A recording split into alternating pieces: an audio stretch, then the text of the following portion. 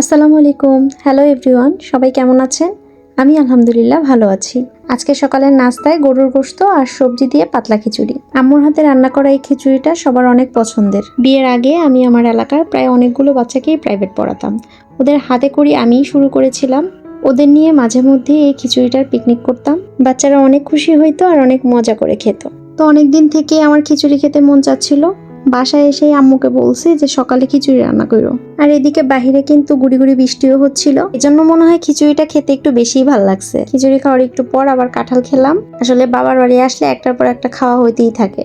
তখন আর আমার কোনো চিন্তা থাকে না। আম্মু মেয়ে জামাইয়ের জন্য সবকিছু রেডি করে রাখে, আমি শুধু সামনে এনে দিই। সকাল থেকেই কিন্তু টিপ টিপ করে বৃষ্টি পড়ছে। আর এই দেখেন আমার আম্মুর ওই মুরগিগুলা। আর এইদিকে দুপুরে বৃষ্টি কমার পরে আমরা প্ল্যান সেট করলাম যে আমরা উত্তরা আমার চাচার বাড়িতে যাব, আর ওইখান থেকে বিকালে মেট্রোতে সবাই মিলে ঘুরতে যাব।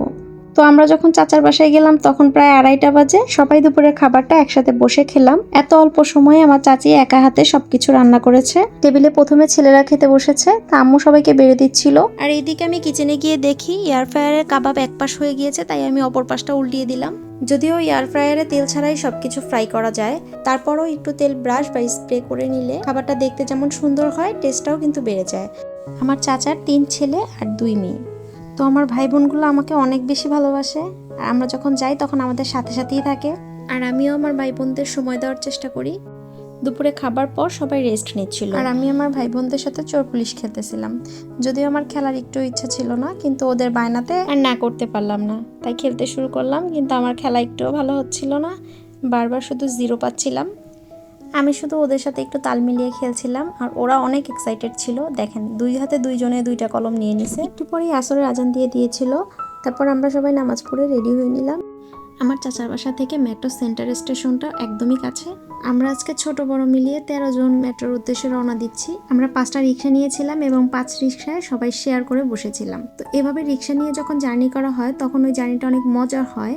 আমার পিছের রিক্সায় আমার ছোট ভাই বোনরা ছিল, ওরা বারবার আমাদেরকে ডাকতেছিল, আমরাও কথা বলতেছিলাম।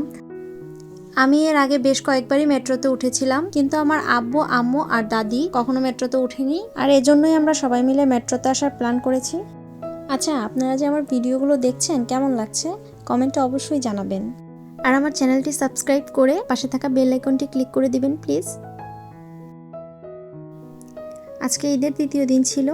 মেট্রোতে আমি যতবারই গিয়েছি মোটামুটি ভিড়ই ছিল, তবে খালিও পেয়েছি। আর আজকে তো ঈদের 3য় দিন, তাই মনে হয় একটু মানুষ বেশিই ছিল।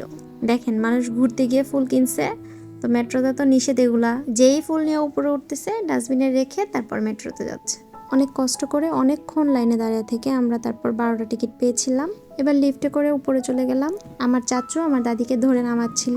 দাদি এই সিঁড়ির লিফটগুলোতে উঠতে অনেক ভয় পায়। আমরা যে কিছুক্ষণ দাঁড়ানোর পরই মেট্রো চলে আসছে। আমরা সবাই ভাবতেছিলাম যে বসার জায়গা পাবো কিনা, এত মানুষ, বাচ্চারা সাথে আছে, দাদিও আছে, বসতে পারলে ভালোই হতো। ঠিক তাই, মেট্রোতে ওঠার পরে দেখি সত্যিই ভিড়। দাদি বসছিল, বাচ্চারাও বসছিল, আমরা কয়েকজন দাঁড়াইছিলাম। আমাদের গন্তব্য ছিল কারণ বাজার।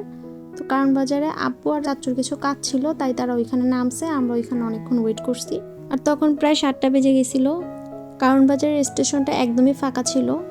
বাচ্চারা হেঁটে হেঁটে সব জায়গায় দেখতেছিল, আর দাদিকে একটা চেয়ার নিয়ে বসাই দিছিলাম। সিঁড়ি ছাড়া মেট্রোর কোথাও কিন্তু বসার জায়গা নাই, আর সিঁড়িতেও কেউ বসে না। যেহেতু দাদি বয়স্ক, তাই বেশিক্ষণ দাঁড়ায় থাকতে পারে না, তাই ভিতর থেকে আমি একটা স্টাফকে বলে একটা চেয়ার নিয়ে আসছিলাম, আর ওইটাতেই দাদি বসছিল। এদিকে আমরা যাওয়ার টিকিট কেটে নিলাম। তো টিকিট কাটতে গিয়ে হলো কি, 500 টাকার একটা নোট আমরা যতবারই দিচ্ছিলাম রিটার্ন আসছিল। তো আমরা এই টাকাটা ঘুরিয়ে ফিরে কয়েকবারই দিলাম, দেখলাম আবারও রিটার্ন আসে। তারপর আমরা অন্য একটা নোট বের করলাম এবং ওইটা দিলাম, ওইটাও বারবার বের হয়ে যাচ্ছিল। তারপর আমরা পুরান আরেকটা নোট বের করলাম, তারপর ওইটা দিলাম। ওইটা দেওয়ার পরে দেখলাম যে না, মেশিন ওইটা নিচ্ছে।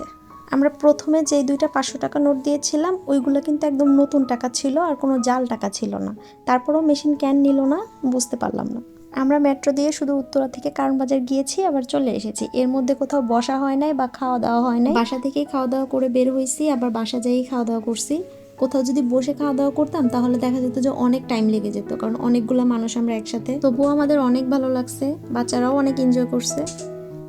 তো টিকিট কেটে আমরা বাড়ির উদ্দেশ্যে রওনা দিলাম। আজ রাতে আমরা চাচার বাসাতেই থাকবো। আজকে বিকালটা খুব দ্রুতই চলে গেছে, আর আমার মনে হয় যে আমরা সবাই যখন একসাথে থাকি তখন সময়টা খুব দ্রুতই চলে যায়। বাসায় যাওয়ার পর সবাই ফ্রেশ হয়ে একসাথে বসলাম, চাচি সবাইকে ফ্রিজ থেকে ঠান্ডা সেমাই বের করে দিল। আর এই সেমাইটা কিন্তু অনেক মজার, একটা স্পেশাল সেমাই। পরবর্তী কোনো ভিডিওতে আপনাদের সাথে অবশ্যই আমি এটা শেয়ার করব। তো আজকের ভিডিওটা আমি এখানেই শেষ করব। সবাই আমার জন্য দোয়া করবেন। আল্লাহ হাফেজ।